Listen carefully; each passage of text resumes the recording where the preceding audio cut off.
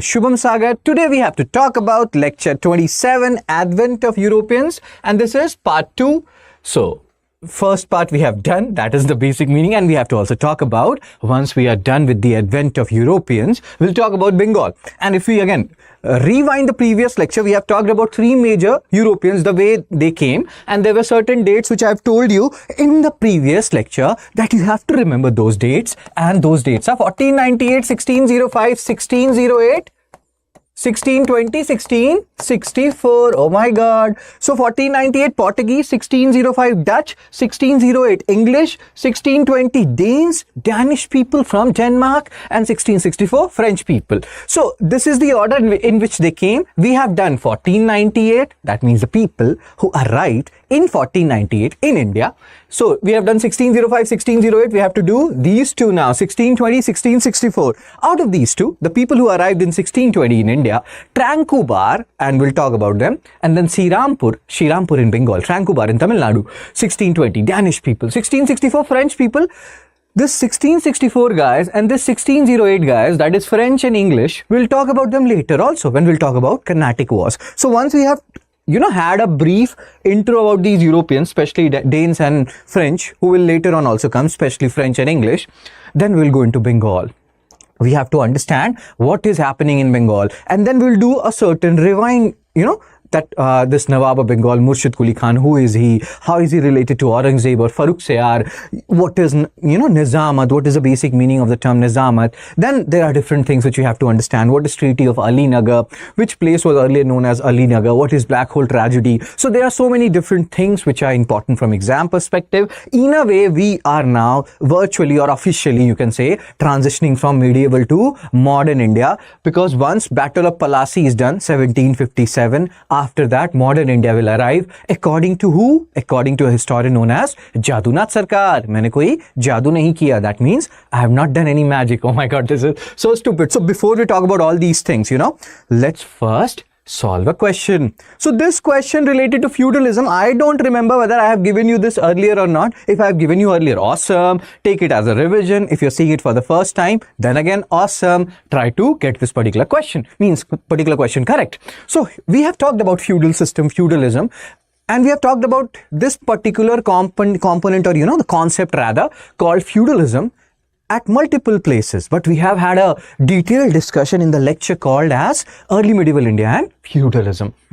So what is the basic concept of feudalism? Does, centralization support feudalism, or in a way feudalism decreases when centralization increases? Based on all the concepts which we have done earlier, solve this question. The first statement, let me read the whole question. With reference to Indian history, which of the following are the essential elements of the feudal system? PYQ, it is a previous year question. First, a very strong centralized political authority and a very weak provincial or local political authority. Second statement, emergence of administrative structure based on control and possession of land. Land is a very integral component of feudalism. That is what the second statement is saying. Third, creation of lord-vassal relationship between the feudal lord and his overlord.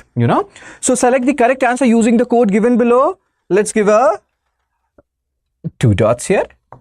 A is 1 and 2 only, B 2 and 3 only, C 3 only, D 1, 2 and 3. What is the answer, sir and ma'am? First statement is wrong. Feudal element, you have decentralized polity, not centralized polity. So what you will do, you will eliminate options involving 1. Option elimination will help you a lot. You have to start doing it sooner rather than later. Emergence of, now, control and possession of land is a very important component. So obviously the answer is 2 and 3 only. If you have done this question earlier, please revise these questions. Don't get these questions wrong, because as we have discussed earlier, nadi kinare saap hai, pada hua galat karna paap hai. That means alongside a river bank you have a snake, and if you are doing mistakes in the things which we have already done, that is a sin. Oh my God. PYQ, okay. And again, so many, like what I have seen in some different videos, sir, where are you uploading the PDF, etc., etc. So I have told you multiple times, if you go at the end of every lecture, the previous lecture before that, go to the end, you will see I'm telling you again and again that all these PDFs I have uploaded till I think lecture 21 in this fun study with Shub, because as we have discussed earlier, study should be fun. So you can join this particular Telegram group and you will get the rest of the PDFs as well. So don't worry about it. Everything you will get. Just focus on studies right now. Question number 2, PYQ 2. And again, I think we have done this question. We should be knowing this question. This is a very tricky question. Most of the people, if they have not solved this question, even though it's a PYQ, they will get it wrong. So do solve it. And if you have solved it earlier, try to ensure that you're not getting this question wrong. And then we'll move on to the European people. The rest of the European people whom we have not covered up until now. So Jaina philosophy or Jain philosophy holds that the world is created and maintained by A, universal law, B, universal truth, C, universal faith, D, universal soul. What is the answer here? So the answer, and I think we have done this earlier, is universal law. And this is very similar to when we were talking about orthodox school, we have talked about Samkhya school. And in that Samkhya school, we have talked about that Samkhya and yoga you have to study parallelly, and yoga school is Samkhya plus God. And Samkhya school initially focused on something known as Prakriti, nature. It's in nature to create and destroy entities. So as we say in Hindi, Vidhi ka vidhan hai. It's a law of nature that they will create and they will destroy constantly. So everything, and Jaina philosophy here also is very similar to this, because initially they did not believe in the concept of so-called God. We have discussed this multiple times. Later on, when they were pressurized, the Jaina teachers and philosophers, they said that even if God is there, it is below our Jina, the Tirthankars. So Samkhya, Prakriti school, nature, creation and destruction, similar philosophy. Jaina or Jainism also hold that the world is created and maintained by universal law. You don't, owe it to God. God is not creating or maintaining it. Universal law is there, which is creating and maintaining it. Fine. So don't get these kind of questions wrong. These are tricky, but we should be getting it correct now because we have studied about it. European penetration in India, we have talked about 3 guys: Portuguese, Dutch and English. And Portuguese, English and French, we'll keep on talking about them later on as well. I have told you in the previous lecture also, lecture 26, Advent of Europeans in India, that this particular map, you should continuously look at this particular map. Not for the dates. Dates will be hazy. That is fine. But for the places, like today we have to talk about Danish people. They are also known as Danish people, the people from Denmark. They've established 2, Danish East India Company. One failed, another they established, and later on they were like, the crown, that Danish crown, they took over, and then finally they realized it's not profitable. So they were like, Britishers, you take it from us, we are going. They had 2 major centers. One is Tranquebar, and here, very rarely they have given the dates correct in this particular map, but this is correct. Tranquebar, they established, Danish people, they established the settlement in 1620. Where it is? Tamil Nadu. Then Srirampur. That is in West Bengal. And Tranquebar is the first settlement. Srirampur is the most, well-maintained European settlement. It is said that out of all these settlements, including, Portuguese, Dutch, English, etc., Srirampur was one of the most well-maintained and, very... like, if I will show you, I just don't want to say it. You just have a look at this. This is how Srirampur looks right now as well. And it is said that it was a very well-maintained town during the period of, Danish people. And when Danish East India Company was there, very well-maintained town it was. But then Danish people, they are very, when we will see something related to them, you will realize that, oh my God, they speak truth, and even the harsh truths, they keep on talking about it. What do I mean by that? We will discuss this. So Danish East India Company established in 1616, and they set up their trading outpost in 1620 at Tranquebar. UPSC can give, because UPSC is going in these areas, that who established their, settlement or fort at Tranquebar in 1620. So that is Danish, that is unique. Like in Masulipatam, everybody used to go and establish there, more or less everybody, every European, or most of these Europeans, they used to go to Masulipatam or Surat, but this Tranquebar is unique, so you have to remember the unique aspects, Then 1755, they founded a colony. 1660, around 1670s, the first Danish East India Company, they went bankrupt. Then second Danish East India Company was set up. And finally, they established a colony called Frederick Nagar near Srirampur in 1755. But in 19th century, and this is done by the second, Danish East India Company, they will also go bankrupt. Then finally, this Frederick Nagar is named after their King Frederick. And finally, they will give it to Danish Crown. And finally, Danish Crown will be like, dude, Britishers, you take it from us. We are not able to rule it. Anyway, you are doing very good in India. So you keep on doing what you are doing. We are leaving behind India. And this is a Danish site, Denmark's website link I have given you.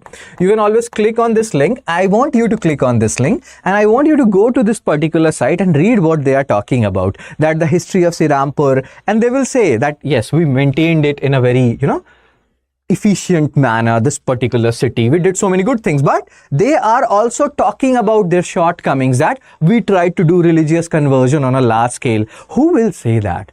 Generally, what happens? We humans, we are very insecure by nature. We won't, accept our mistakes. Sometimes we do when we get enlightenment, but generally we are like, no, we have not done any mistake. Let's say we are in a relationship, that relationship is not working, so we always look at the other people, that the other people has done some mistakes, and that's why this thing is not working. Maybe it's like, it's us both. I have done some mistakes, you have done some mistakes. Let's be accountable for our actions. But humans in general, they don't tend to do that. They believe the other party is responsible. Here we have to pay respect where respect is due. Denmark people, their website, they talk about history of Shirampur if you go to the site, and here they are saying that we were good, we were doing very well, but then we started doing large scale conversion, and because of which we lost some amount of faith of the people, or the trust of the people. All these things they talk about their shortcomings, and that in itself is a very big deal, which we should pay respect to Danish people for that. Fine.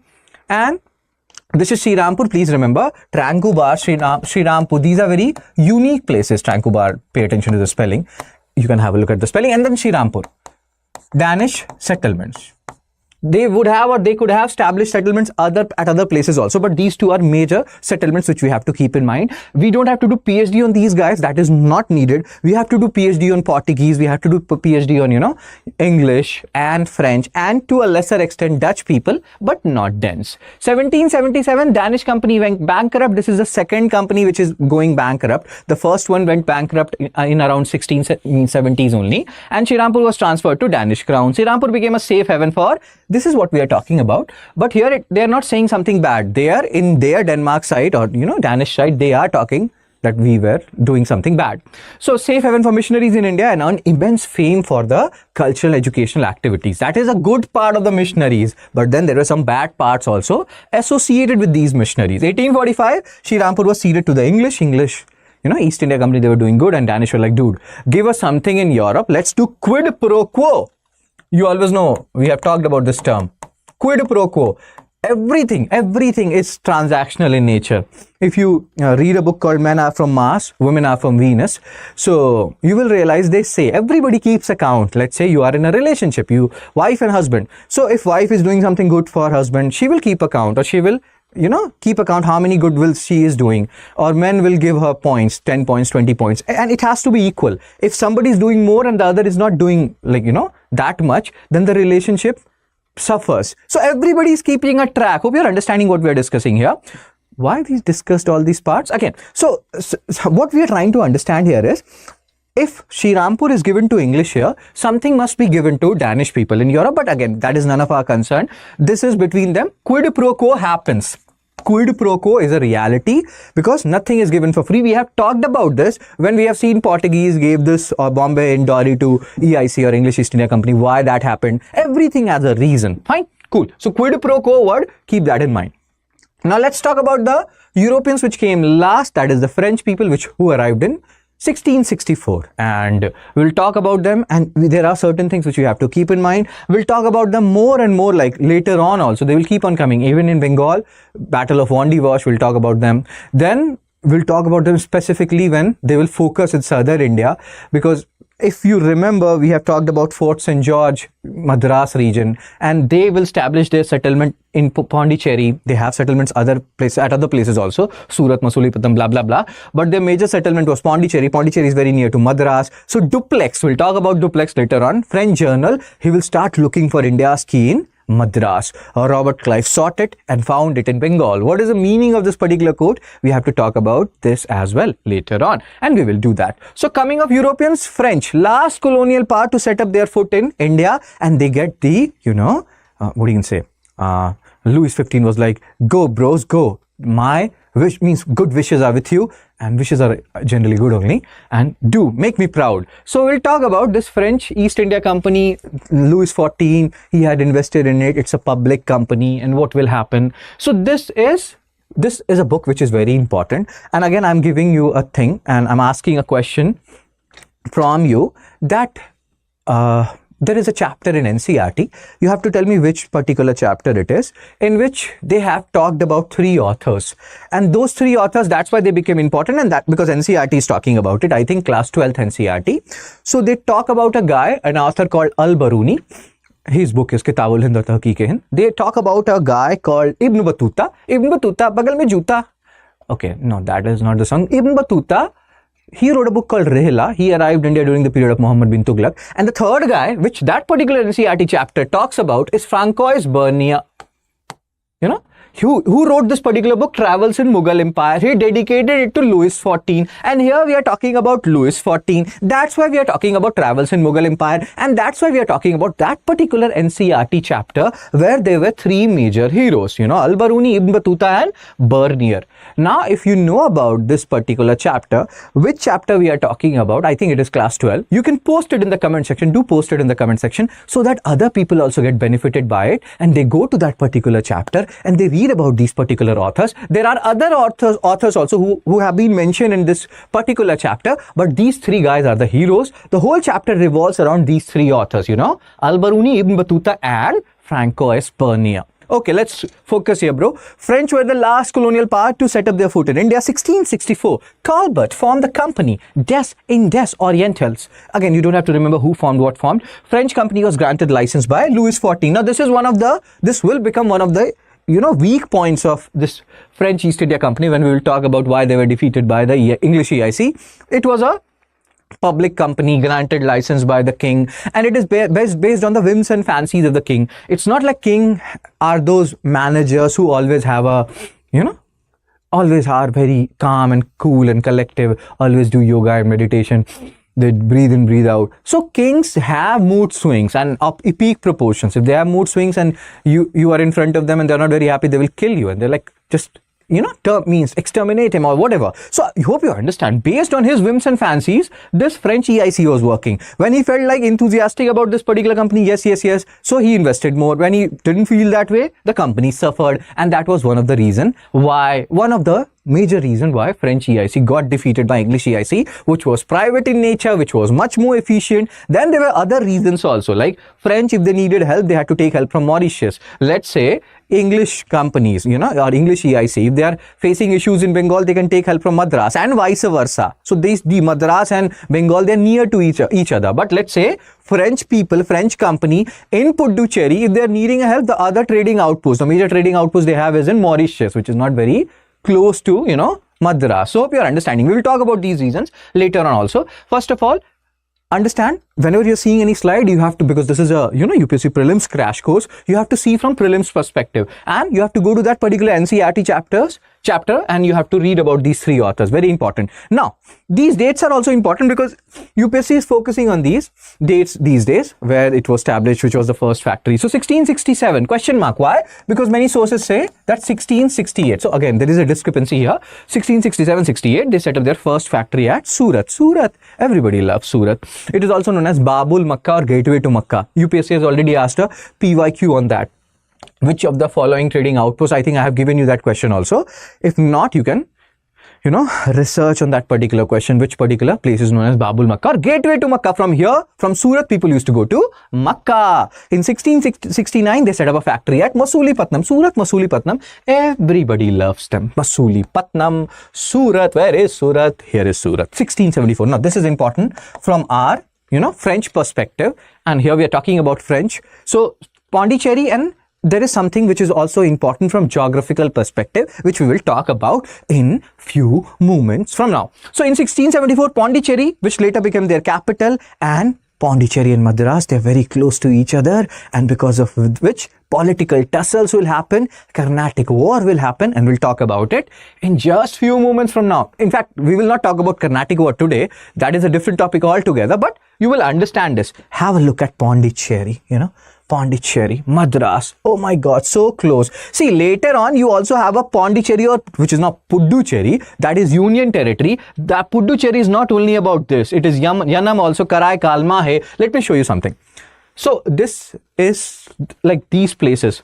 We currently, when we are talking about 1674 Puducherry or Pondicherry, this place we are talking about, but later on this whole thing became a Union Territory, which also has Karaikal, then you have Yanam, then you have Mahe, and I don't remember which particular year, but some year, or like UPSC has asked a question based on these places, Yanam, and then you have Puducherry, Karaikal, Mahe, and they asked that you have to locate them or arrange them north to south or east to west. So do pay a heed to these locations where these places are. Keep it in mind. You never know when UPSC will again repeat these questions. History, geography, they're more or less static. In history, you have dynamic portion, and sometimes geography, when they merge with international relation, again, there is also like dynamic component, but you can understand what I'm saying. And this guy here with high heels ke achhe bacche, there is a song also like this in Punjabi. Tu bari jache, something like that. I don't remember the exact song. I remember the first few words. So high heels. Again, see the leggings and everything which this guy is wearing. Why we are focusing on his clothes and everything? Why we are objectifying Louis XIV? That is not the intention here, to objectify Louis XIV. The intention here is that we look at him and his curly hairstyle so that we can remember this guy called Louis XIV, who ruled for a very, very long period. Travels in Mughal Empire was written for, and like Bernier dedicated it to him. That book is full of errors and whatnot. In that particular book, he talked about that all lands in Mughal era are crown land, which is known as now Khalisa land. We call it as Khalisa land or crown land. What is Kharaj? When we were talking about Mughals, we have talked about a particular term, Kharaj, or not Mughals even when we're talking about Delhi Sultanate, Kharaj. What is Kharaj? If you know it, you can post it in the comment section. So let's focus here. So this guy, Louis XIV, with beautiful leggings, and again, there is a reason here. See, these clothes at that time were gender neutral. Anybody could wear heels and leggings. Now, okay, enough. Let's focus. Come back. So we have seen Louis XIV, will not forget him, and that's why we did those stupid jokes. 1674 Pondicherry. Now what will happen in 1690s? These European people, they used to fight a lot. I don't know why. Maybe because if you go and if you see the map of Europe, if you see Europe continent, so you will realize they're very closely spaced out, bro. They're so closely packed together. Again, they're not atoms or molecules that they're closely packed together, but we are understanding they're very close to each other, all these countries, and they used to fight a lot. So there will be a fight which will be going on in 1690s. We'll talk about this particular fight. 1690s, these Dutch guys, Battle of Bidara, and we have talked about this Amboina massacre. So Dutch guys fighting with English, Dutch guys fighting with, these French. They used to fight here, there and everywhere. They're like, dude, we're getting bored. Let's have a fight. So a 9-year war was going on during this particular period in Europe. So again, the quid pro quo thing happened. The French territory was, like Puducherry was snatched by Dutch. Later on, they gave that Pondicherry to French. They took something in Europe because again, the word is quid pro quo. So Pondicherry has faced a lot, has seen a lot of things, it was not always with French people. Sometimes we believe like, Puducherry, Pondicherry, Auroville and all those, so much French influence in that area. But this particular portion, most of the people don't know about. Just like when we were talking about Portuguese, that from 1580 to 1640, they were, a part of Spain, or they were captured to a certain extent by Spain, and the Spanish king became the Portuguese king and all those stuff. People generally don't know about it. People generally don't know about this also. What is important from exam perspective is you can have a look at this Treaty of Ryswick, and Ryswick is a Dutch town if I'm not wrong. Just remember from exam perspective, they can ask you this. This Treaty of Ryswick was signed between which two European powers? That is important from exam perspective. No leggings and the high heels, all these things don't matter. That is just for remembering stuff. Fine. And then they acquired some more territories, and later on what happened? They started having interest in southern India, Tanjore, etc., which will lead to Carnatic Wars. A very fascinating episode which we'll talk about later on. We'll talk about these Carnatic Wars later on. We'll talk about French a lot later on. We have just discussed, 5-10% of French right now. They will play a big part later on. So we'll do that. But first of all, we are trying to understand the intro portion of these Europeans. So now we have to talk about, we have done the intro part of Europeans. We know something about these 5 powers, the Portuguese, the Dutch, the English, the Danes and the French. Now we have to go to Bengal Renaissance. And again, you may have heard about this particular fact that, what is the particular fact? That generally these people, they settle around the Bengal region and they brought their European ideas in Bengal, and from there ideas dispersed in different regions. So as I have told you, and I keep on telling you these things so that you can remember it, that my sister studied in Bengal. We are from Bihar. She got married to a Bengali. So, and I always, whenever I used to go to like meet her, and like currently I generally go to Kolkata only. So I always used to tell to their in-laws and everyone that, oh, I love Bengali culture, because I have a respect for them, because when you read about Bengali Renaissance, social religious reform movements, you will hear about so many Bengalis and their contribution. My sister sometimes used to get angry that, brother, what are you doing? They are anyway very proud about their culture and history. Don't make things worse for me. Again, I don't know whether she was joking or not, but we are understanding. Again, no offense. They are actually like very good and very well read, and they are there here, there and everywhere, Bengali people. So again, let's come back. And here, Bengal, why we are talking about, like, why I've gave you these examples, so that you can understand that Bengal is the epicenter around which so many things will happen. And there is a quotation also which we were just discussing, that Duplex sought for India's key in Madras, and Lord Clive sought it and found it in Bengal. It was something similar to this, that Duplex was involved in the Carnatic War. He felt like by controlling Madras, etc., he will control the whole of India, he will defeat EIC. But he was wrong. At this particular point of time, this Bengal region, again, it's one of the three states, let's say Bengal, UP and Bihar. A major portion of Gangetic plains lie in these three states, and they are very fertile if you talk about from agricultural point of view. They were very economically sound as well, because we have talked about earlier also, Tamralipti is a site there, port town, Tamluk, which was, and from there people used to go to Jambu Dweepa or Suvarna Dweepa, blah blah blah, Southeast Asia they used to go. So trading is also going on, fertile soil is also there. So one of the richest area it was this Bengal. So ideally Duplex should have focused more on Bengal rather than focusing on Madras, you know. So he did a mistake. Lord Clive took advantage of it. This was a question which was asked in history optional and in mains, and like history optional, and they can always ask you in mains, and they can also reframe it in pre. So you should be ready for all these scenarios. Fine, sir. So here we are talking about Bengal. And Nawab of Bengal, he will start his own kingdom in 1717. And his name will be Murshid Quli Khan. Murshid Quli Khan, 1770. Now everything is interrelated. What I have realized, like when I was preparing, so I have realized that in like, I will be very frank with you.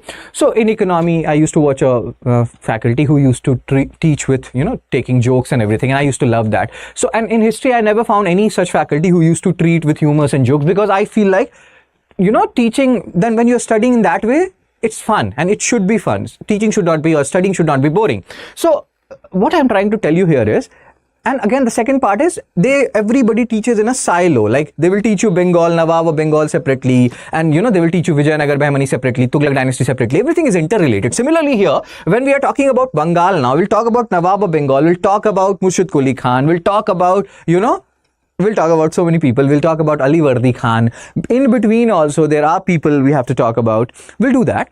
And Ghaseti Begum, all these guys. But one thing which you have to understand is everything is interrelated. 1717, go back to later Mughal rulers. Think about Farrukh Sayar. What he did in 1717, he gave a farman, which will later on become a bone of contention between English EIC and these Nawab of Bengal. During this period only, Murshid Quli Khan. Let's talk about this guy called as Murshid Quli Khan. Before we talk about Murshid Quli Khan, who established this, you know, dynasty in Bengal, who became the Nawab of Bengal from 1717 onwards till 1727. Murshid Quli Khan. Ali Vardi Khan, if I'm not wrong, he became the Nawab in 1740 till 1756. So there is a story here also, and we have to understand those stories. That will help us in solving questions. That will help us understand different kind of treaties like Treaty of Alinagar, blah, blah, blah, Black Hole Tragedy, etc., etc. Now, there are two keywords here in this particular slide. Those two keywords are, first is Nizamati, second is Diwani. Diwani, there is a singer in our time who, like, Teri Diwani, Kailash Kher. He doesn't sing too much now, but there was a song in Fana of Amir Khan, Subhanallah. So there is the whole song, and then there is that particular part sung by Kailash Kher. That is awesome. Subhanallah. So Diwani, why we are talking about all these things, Kailash Kher and all those, so that you can remember Diwani. So Nizamati and Diwani. Nizamati is what? You can understand it like when you will crack UPSC, you will become a UPSC, means, you know, civil servant, civil administration. That is being handled by Nizamati earlier, or that was handled by Nizamati earlier. That will be handled by you people now once you become a TM and all those SPs and everything, whatever you want to become, IAS, IPS. So that is Nizamati. And Diwani is revenue administration. Like Akshay Kumar used to say, paisa hi paisa hoga, that I will have more money and some more money. So let's say these two offices are different. Nizamati is different, Diwani is different. Let's imagine a scenario when single person gets both Nizamati and Diwani. Then what will happen? He has the power also because he is controlling the administration. People give him respect. People know he has the power. He is handling the, the administration, the police, etc. Diwani, he will also collect the revenue. So he has power earlier, now he has revenue also. And that's what also happened in 1770. See, Murshid Quli Khan, he's a Khan, he's a Muslim, but that was not always the reality. The story which is like, the story associated with Murshid Quli Khan is something like this, that he was earlier known as Surya Narayan Mishra. Murshid Quli Khan was known as Surya Narayan Mishra, and he was brought and he was sold in different areas, and he rose from, again, low up the ladder. Aurangzeb appointed him in Bengal. During the period of Farrukhsiyar, he became a very important figure in Bengal. And in 1717, what happened was, apart from Farrukhsiyar giving a farman which changed the whole polity of whole history of EIC altogether, apart from that happening, the Farrukhsiyar farman, he also did one thing. Farrukhsiyar also did one thing. What he did was, he combined these two posts, Nizamati and Diwani, and he gave it to Murshid Quli Khan, who became very powerful, and he started his own dynasty in Bengal. But he kept on accepting the suzerainty of the Mughals, He was like, no, we accept your suzerainty, sir. And he was doing his own thing. And again, we have discussed why it was very difficult to control Bengal. And here, when we're talking about Bengal, these people have Bengal, Bihar, and the current Orissa. The portion of Bengal, certain portion of Bihar, certain portion of Odisha under this particular Bengal dynasty. So now, if you go back to Delhi Sultanate, when we were talking about different regional dynasties which emerged, Jaunpur, Sarki dynasty, Sarki jo sar se wo, Dheere Dheere, that is a song in Hindi, Sarki dynasty, Maliks, and again, so we have talked about, and then in Gujarat you have Mahmud Beghada, and all those dynasties we have talked about, Ilyas Shahi dynasty in Bengal. There we have talked about how it is very difficult for a dynasty or for a kingdom who is there in Delhi to keep a tab on what is happening in Bengal, because one thing is, Bengal is very far away, plus it's very hot. I have lived there, my sister lives there, I know, and you, like people who live in Bengal, they know it's very, and sometimes it also becomes very inhospitable. So sometimes, because of the distance also, you accept the suzerainty, you keep on paying Bengal, Mughal army and Mughal king the tribute, etc. So they are fine with it. So that's what happened here initially. Murshid Quli Khan, he established his own kingdom, but he is accepting the suzerainty of Mughals, no issues. Then that will change when Alivardi Khan will become the Nawab of Bengal in 1740, and he will not accept anymore the subordination of Mughals, and again everything is interconnected. Let's try to understand. He became the Nawab in 1740 and he remained Nawab till 1756, and again let's connect the dot rather. We are talking about a period when later Mughals are ruling. 1719, around 1719, 1720, there was a guy who was he? He was Muhammad Shah, if we are not wrong, Muhammad Shah Rangila, and he ruled during that period. 1739, again connect the dot, Battle of Karnal happened. 1739, Battle of Karnal happened. Nadir Shah defeated Mughal ruler Muhammad Shah. He paraded him in Delhi. So the whatever left, whatever prestige there was left of Mughals, that was all crushed, and that also may have played a very crucial role why Alivardi Khan stopped accepting the subordination of Mughals, because they have anyway lost the prestige, they have anyway lost the respect which they had earlier. So again, you can go back to later Mughal lecture and you can revise what we are discussing right now. Fine. So Nizamati, Diwani, keep a tab on these words. They mean a lot. Independent state of Bengal in 18th century was founded by Murshid Quli Khan. 1717. And again, these are all related. 1717 Farman, and maybe Farman angered the people or the Nawab in Bengal. So maybe to pacify these guys, Farrukhsiyar also gave him both Diwani and Nizamat, and he was like, okay, now I can rule independently. I will accept the subordination, but I will rule independently. And now here the history is given. He was sent as Diwan by Aurangzeb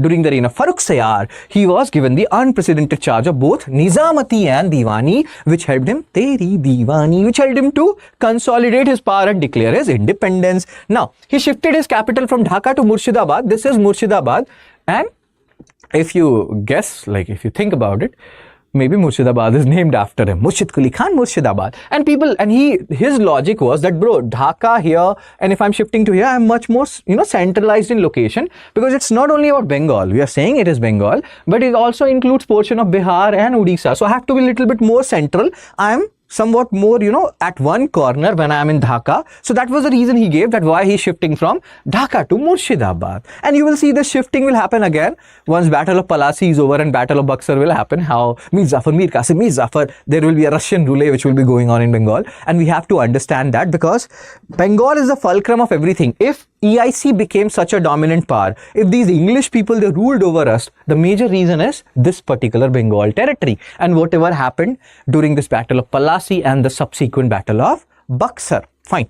So this is Murshidabad, this red colored portion. We have talked about Surya Narayan Mishra. What is this? Maine koi jadoo nahi kiya. So we talk about Jadunath Sarkar, and he's a historian. You will be able to remember him in a much better manner if you see these kind of memes. In our time, there was a movie which was known as Mujhe Kuch Kehna Hai, and that was the only movie. Like Tushar Kapoor had lipstick in, like he used to wear lipstick during that time, and there are some songs rather where we have seen that. Again, if Louis XIV can wear sandals and leggings, why can't Tushar Kapoor wear lipsticks? So it's totally their personal choice. We are nobody to comment on that. But this was actually a good movie. I think the only movie of Tushar Kapoor which I liked. And then there are some shootouts and all those. Hangama. Again, there are some movies where Tushar Kapoor is a part of ensemble cast, but here I think he's the sole hero. Mujhe Kuch Kehna, very good movie. You can watch it after your prelims is done. Here, this is given to make you remember Jadunath Sarkar, who will say that after Battle of Plassey, after 1757, modern India has arrived in our country. Because these guys, they will bring modernity in our country. So Murshid Quli Khan, 1717 to 1727. That is his reign, Murshid.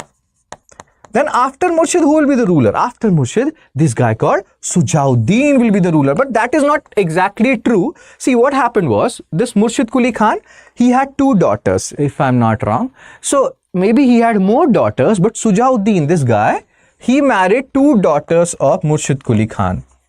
Bro, here we are not getting even one, girl to marry.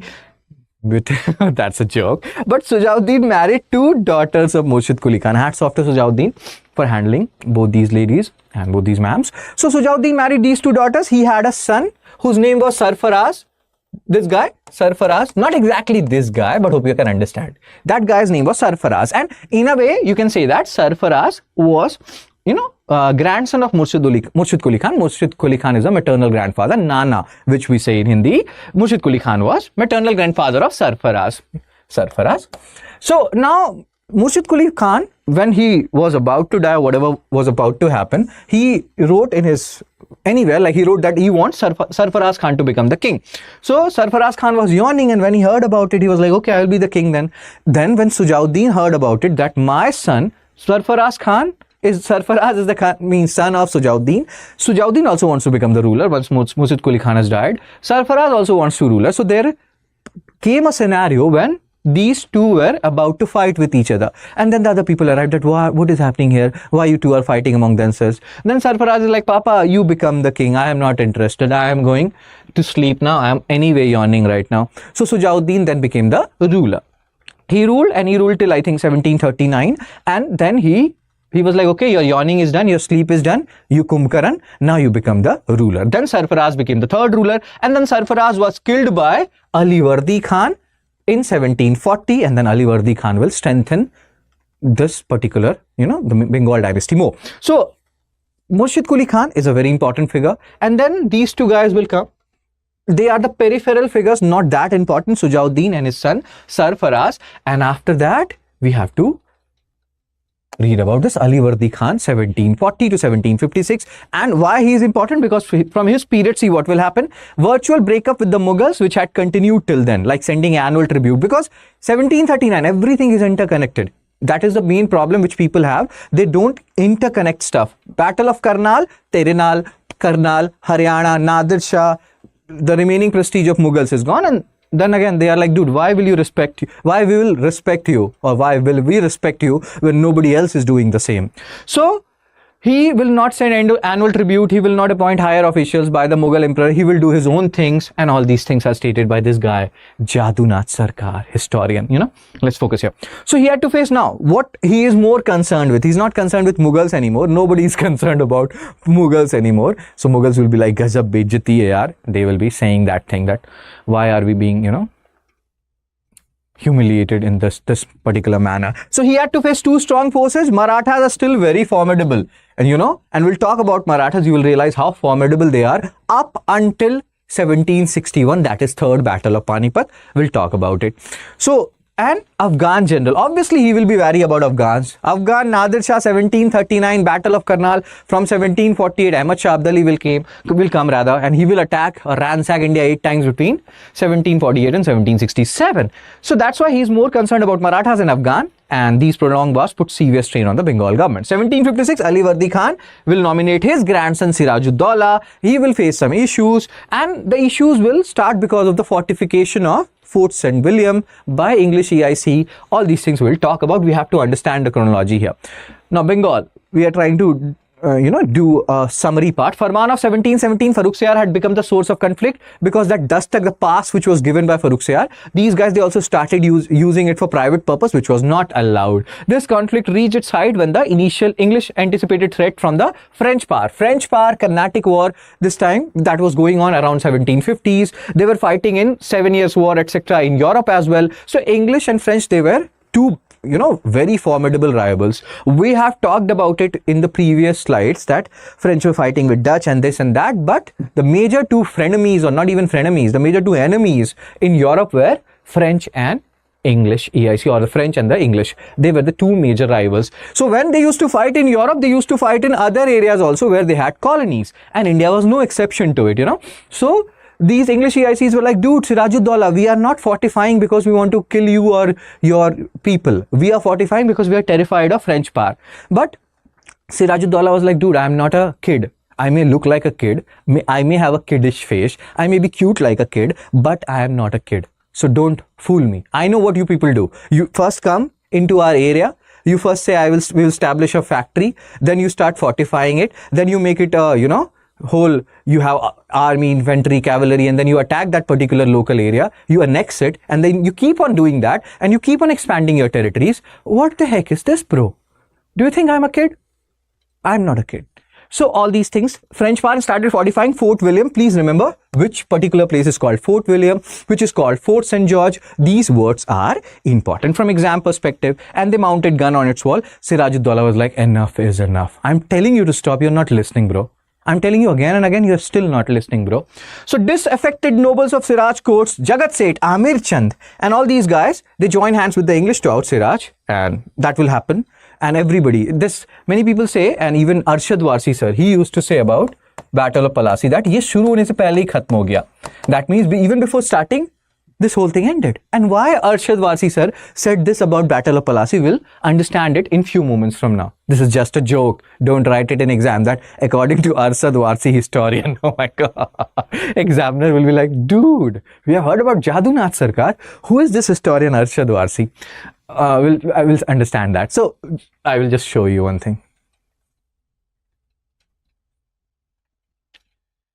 So this is what we are talking about. Bhai, ye to shuru hone se pehle hi khatm ho gaya. Because this Battle of Plassey ended in few hours, that's why Arshad Warsi sir made this particular statement. This is actually a meme. We will talk about this in just few moments from now. First of all, let's have a discussion on what we were discussing. Very good. So we are talking about all these things. Then again, Battle of, you can just have a look at this. This is a, just a brief. We have to talk about it in somewhat detailed manner. So rise of British supremacy. If you talk about Bengal, and if you go back to the previous lecture 26, there we have talked about 1639, Fort St. George, there in Madras, settlements, etc. started happening. 1651, Sultan Suja. This slide is from, the previous lecture 26, where we're talking about English. Sultan Suja, and we have talked about he was the brother of Aurangzeb, and what happened to him in Myanmar, etc. We have discussed this. You can read more about it. That's very tragic. So they got the permission in 1651, and slowly and gradually they are extending their privilege in the Bengal area, and that will reach its highest height, one of the highest heights during 1717. In 1698 they obtained the zamindari. You don't have to remember the chronology, just understand how they are slowly and gradually expanding, and that's what Sirajuddaulah was saying that I'm not a kid, I know what you people are doing, what games you're playing. You just look for the weak, rulers, and you start doing what, and you don't even listen to what these guys or these rulers have to say. You just do what you want to do. So in 1717, Emperor Farooq Siyar appointed Murshid Quli Khan the Diwan, and we have discussed this. Taking advantage, he declared himself Nawab of Bengal. So here we are trying to see this thing in an expanded form so that you can understand what is happening. 1740, Alivardi Khan, Deputy Governor of Bihar, deposed and killed Nawab Sarfaraz Khan. Sarfaraz Khan, he was yawning. Hope you have seen it in the previous slide. Grandson of Murshid Quli Khan. And then Alivardi Khan, he established his another dynasty in Bengal, but you don't have to remember all those names. Just remember Murshid Quli Khan, Alivardi Khan, 1717 to 27, Murshid Quli Khan, 1740 to 1756, Alivardi Khan. In between you have Sarfaraz, and that's it. So Alivardi Khan and Sarfaraz and his father. Alivardi Khan rightly did not allow fortification of French and English factories at Chandanagar and Calcutta. So he was like, no, I will not allow you to do that. I know what you will do. Gradually and eventually you will try to take my territory. 1756 he died. Sirajuddaulah became the successor. So he tried to follow the same policy of Alivardi Khan, but he would not be that successful. Why? Because he had made so many enemies. His Mausi did not like him, Jagat Gotmi. I will talk about his Mausi, Ghaseti Begum rather. And then there is so many people wanted to become the ruler, like once Alivardi Khan died, and because of which Sirajuddaulah had many enemies. He was a very, brave warrior, but maybe he was not that good at convincing people, God knows what. But he made so many enemies, and even his, commander-in-chief, Mir Jafar, he sided with the Britishers. So many people, Manik Chand, who used to eat Manik Chand Gutka, he sided with and these people, so many people, the traders and the big merchants, so many people sided with the Britishers for one reason or the other. And because of which this whole Battle of Plassey ended even before it started properly. We'll talk about this in just few moments from now. So, why we have this meme? Because Sirajuddaulah was the grandson of Alivardi Khan. This point you have to keep in mind. 1757, again here we are talking about how it will inaugurate a new phase of relations with India after Battle of Plassey. And this Battle of Plassey is important because according to, and do remember the month, you can forget the date 23rd June, but do remember the month June 1757. Because according to Jadunath Sarkar, modern India has arrived, or in a way we have entered into modern India now. So several development, blah, blah, blah, you can have a look at it. I'm not reading it. Sirajuddaulah from April 1756 to June 1757, almost, 1 year, 2 months of reign.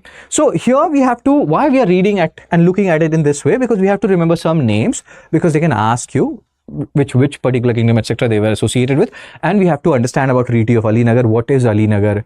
Which place was known as Alinagar? When did it happen? In which particular year?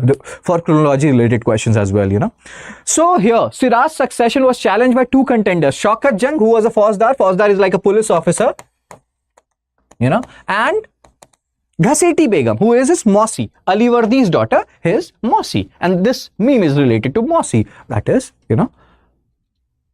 mother, sister, father, sister. You can understand what we are discussing here. This resulted in intense court and what we are discussing.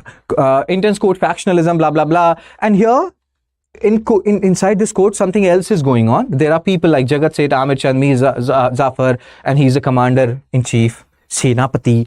And all these guys, they have been bribed by the Britishers. They're very good in doing that. And slowly and gradually, they will side with the Britishers. There will be only few people who will be fighting with Sirajuddaulah in Battle of Plassey. And that would be, a killer blow for Sirajuddaulah, and he will be defeated again. Main reasons for conflicts: Farman, Dastaks, we have discussed this. Shelter to Krishnadas, he was a traitor, and he took away a lot of money from Bengal, and he was with English company, which was not liked by Sirajuddaulah. Then support to Ghaseti Begum, his Mausi, who did not like Sirajuddaulah becoming the successor of Alivardi Khan. Immediate cause is the fortification, that you are installing guns, etc. and you are not listening to what we are saying. Please stop, please stop, please stop. They did not stop, and then something called black hole tragedy will happen. Since they will not stop fortification of Fort William, Sirajuddaulah will surround this Fort William. There will be 146 person. They will try to escape through the back door to the Hooghly River. All these guys will be, will be caught, and they will be stationed, or they will be kept in a very small room. Many people said that out of this 146, 123 people died because of lack of oxygen, which is known as black hole tragedy. And some people said that this particular figure is an exaggeration. You know, maybe 20-30 people were there, some people died. Britishers are exaggerating it. And we have discussed this time and again that history is written by victors. You know, it doesn't matter how many people died. Whoever has won this battle at the end, and Britishers won it, the Battle of Plassey, so they will write their history, because Sirajuddaulah is not here, or he was not there for very long to tell what exactly happened. So when the fort fell on 5 days after 20th June, the Nawab renamed Calcutta as Ali Nagar. So please remember, they can even give you these places like Ali Nagar, you know, Kanya Kubja, etc. And then they will tell you to match which place, what was the old name of Calcutta, blah blah blah. So again, this is a question for you. Which place was earlier known as Kanya Kubja? We just discussed Kanya Kubja. Which place was earlier known as Kanya Kubja? Placed under the charge of Manik Chand, who will again, later on, he will betray him. So many people betrayed him. And again, betrayal hurts. That hurts a lot. Even if you, like, sometimes when you hear about these betrayal, you put yourself in the shoes of Sirajuddaulah, you feel like, oh my God, so many bad things happened to him.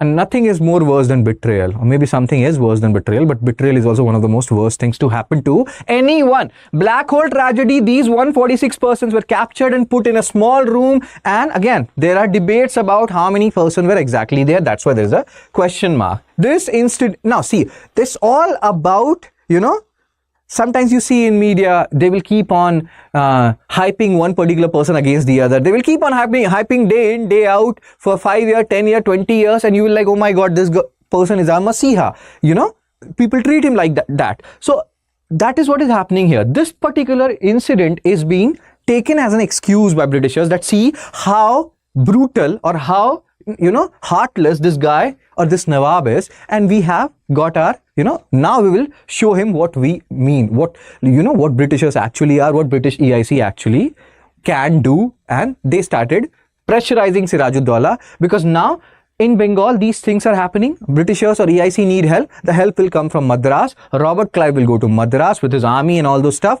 Sirajuddaulah will feel betrayed, because all these guys, Manik Chand, etc., whom he have given the responsibility, they will be like telling to Britishers, Manik Chand, that please give me Manik Chand Gutka, or Kamla Pasand also will work, and I will give this particular, you know, fort to you, don't worry about it. So all these things happened with him, and Sirajuddaulah was, literally in a way, you can say it was helpless. Sirajuddaulah was portrayed a cruel monster and had directly responsible for deaths.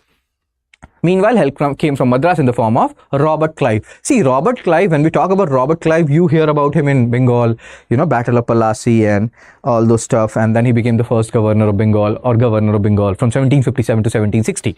But this is not the first time he's fighting a war. You will hear about him in Carnatic War as well. And we'll talk about him when we'll talk about Carnatic War. Manik Chand, Muh mein Rajni Gandha, Muh mein Manik Chand. Again, whenever I hear this name, I don't know. I hear about all these tobacco products. So that's my bad. So Manik Chand, the Nawab's officer in charge of Fort William, was bribed, and he surrendered after a brief pretense of resistance. Bribe, corruption. It has been going on in our country for very long. Corruption Perception Index, Transparency International. This is your homework. Find out India's rank in Corruption Perception Index, published by Transparency International.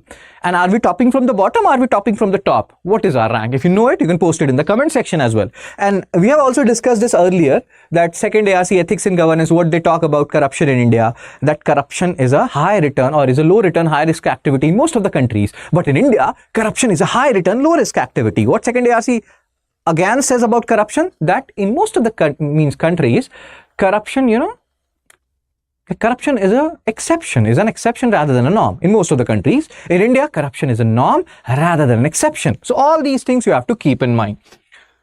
And again, these examples, Manik Chand or Muh mein Rajni Gandha and whatever name these people have, whatever they're doing, that is proving the point which second ARC is saying currently, of which they have said 20 years back or whatever. So consequently, in February 1757, the Nawab had to make peace, because if nobody is supporting you and you are feeling betrayed by one person or the other, then you have to make truce. And that truce was very biased. It was very in favor of Britishers, so to say. Treaty of Ali Nagar is Calcutta, and here, see, Nawab had to face so much, you know, bullshit. He had to restore former privilege of trade, grant permission to fortify Calcutta, even pay compensation. Why he is being forced to do that? Because he has realized that his power, naval and all those power is comparatively lesser. But even here, the Britishers will not stop, the Clive will not stop. They will want to remove him, and they again started doing all these treachery and all those stuff. And Robert Clive, Mir Jafar, who is the commander-in-chief, they will bribe him and they will say that you will become the new Nawab. Just when the war will be going on, you side with us, and that's what happened. And Battle of Plassey ended even before starting, and that's why Arshad Wasi was saying that this thing ended even before ये शुरू होने से पहले ही खत्म हो गया. So Treaty of Alinagar, February 1757. This is a joke on Manik Chand and all those. Okay, so in this way Clive had regained Calcutta, but see again, this whole thing is telling you that we have to be brave. Even if you're not brave, pretend to be. No one can tell the difference, because when this Sirajuddaulah started becoming weaker and weaker, they are not stopping here. With like they had decided to replace Nawab with Mir Jafar, who was the commander-in-chief, and he organized a wave of intrigue, blah, blah, blah. Just keep in mind the names. Manik Chand is still there. God knows why he is still trusting him, this guy, Mir Jafar. Maybe he made some story that, oh my God, oh my Lord, Sirajuddaulah sir, they came with so much army and all those stuff, so I was not able to protect Fort William for you. Whatever may be the story. So Mir Jafar, Mir Bakshi, commander-in-chief of Nawab's army, they can ask you this. And then there will be a Russian roulette, which will start after 1757, Mir Jafar, Mir Qasim, Battle of Buxar, then again Mir Jafar. We'll talk about it later as well.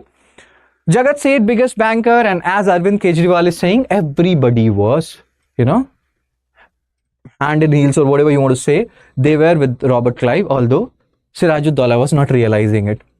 Khadim Khan, blah, blah, blah. These disaffected nobles or dissatisfied nobles of Siraj's court joined hand with English, blah, blah, blah, leading to Plassey conspiracy of 1757. We have a discussion on this. You can always have a look at this. According to Plassey, they have got this particular name called Plassey in Bengal. And you also have a color called Plassey. Fine. So it was a mere skirmish. Mir Jafar sided with, we have talked about it, Robert Clive. And why you are continuously seeing Battle of Plassey slides, etc., etc., because this is important. And you also understood this the meaning of this particular meme. 23rd June 1757, battle happened, completed, and this battle ended within few hours. Only a small group of Nawab soldiers fought, led by Mir Madan and Mohan Lal. And then Mir Jafar, who is the commander-in-chief, he will say to Sirajuddaulah that, sir, you go away and we will fight on behalf of you, because we are losing. We don't want to lose you. If you remain alive, we can fight another battle with Britishers. For now, you go away. And then Sirajuddaulah, he went away, and Mir Jafar was like, I am not fighting. Robert Clive killed all the remaining portion, whoever were loyal, and then they went and they killed Sirajuddaulah.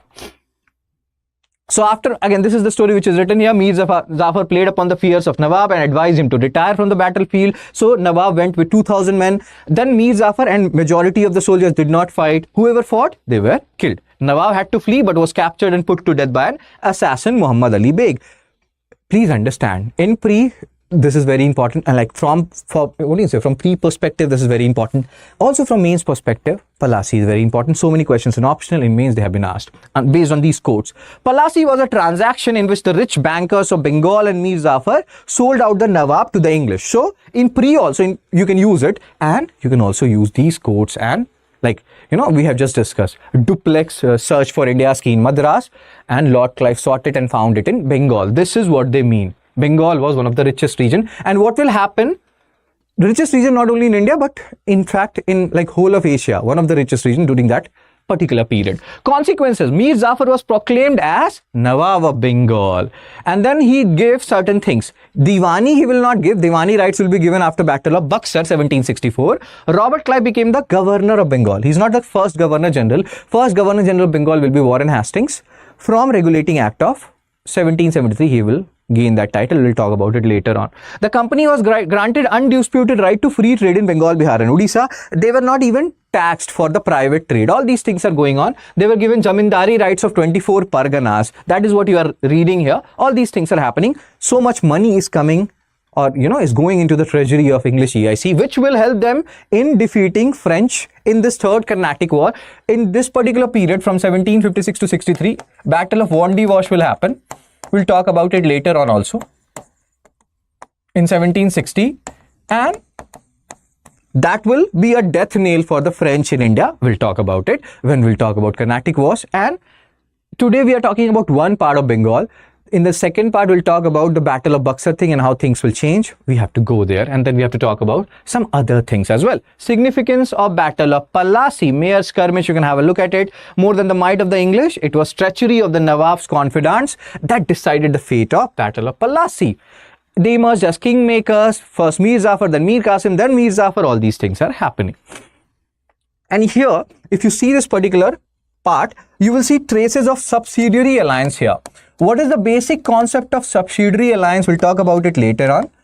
And many people, when we'll talk about subsidiary alliance, you will see one particular British officer, if you know, who was he, whether it was Lord Cornwallis or Lord Wellesley, you can post it in the comment section. He gets the credit for, this subsidiary alliance. But many historians believe that Duplex was the one who actually, gave birth to the so-called subsidiary alliance. Although he may not have named it subsidiary alliance, but he did something very similar to it, which inspired the British general or EIC generals later on. Finds a transformation in the position of English company. Now they were no longer just a, trading companies, so to say. They have become a political power, and that is what is being said here. They have become a political power. They have captured one of the richest area of Asia, and that will play a crucial role in turning the tides against the French and in their decisive victory in Third Carnatic War, which we'll discuss later on. Vast resources of Bengal placed at British disposal, and we have talked about this particular statement. Duplex looking for key in like which area? If you know it, post it in the comment section. We have discussed it multiple times. Thus, the Plassey Revolution, as it is called, proved to be a battle with far-reaching consequences. Then there are different questions that, Battle of Plassey was followed by a night of eternal gloom for India. How far it is true? Some people believe that it brought modern history. Was it actually modern? Because from being one of the richest country in the world in 1700, we became one of the poorest country in the world in 1947. So is it modernity according to you people? Do you believe in the Jadunath Sarkar statement that after 1757, modern India arrived in India? Like, are we truly modern that way? Britishers should be thanked for bringing modernity in India. So again, there are so many questions which we will, or which you will ponder upon later on as well, and we'll talk about it. So Bengal in 1750s and 60s, Mir Jafar, then Mir Qasim, then Battle of Buxar, then again Jafar. So this guy, Tiku sir, he's very confused. I like people who have two, chins. They look so cute. I will also have two, I don't know how to say it. When I used to tell to my mother that you have two necks and two chins and all those, she used to get very angry. How dare you? I don't have it. I am thin. So again, we'll talk about this whole thing. What happened? Mir Jafar, Mir Qasim, Battle of Buxar, etc. in the next lecture, which will be part 2 for Bengal, because there are certain things which we have to discuss. Things are very interrelated and we have to go in a gradual manner. What is the answer of this question, sir and ma'am? Consider the following statement. Robert Clive was the first Governor General of Bengal. William Bentinck was the first Governor General of India. Which of the statement given above is are correct? 1 only, 2 only, both 1 and 2. D, neither 1 nor 2. You can pause me and you can also tell in the comment section how many questions you got correct. Robert Clive was not the first Governor General of Bengal. Warren Hastings was. William Bentinck was the first Governor General of India. We'll talk about this when we'll talk about different acts, Charter Act of 1833, etc., etc. But these are some general statements which most of the people know. If you don't know it, don't worry about it. We'll talk about it later on as well. So the answer is B, 2 only. So that's it. I keep on telling you people, don't worry about the PDFs. All these PDFs, you can get it and you will get it. Up until 21 lectures, I have placed it here in Fun Study with Shubh, and I will keep on doing that. You can join this Telegram group, become a part of my family, and let's study in a fun and fruitful manner. So that's it from me. I will see you soon in the next lecture. Take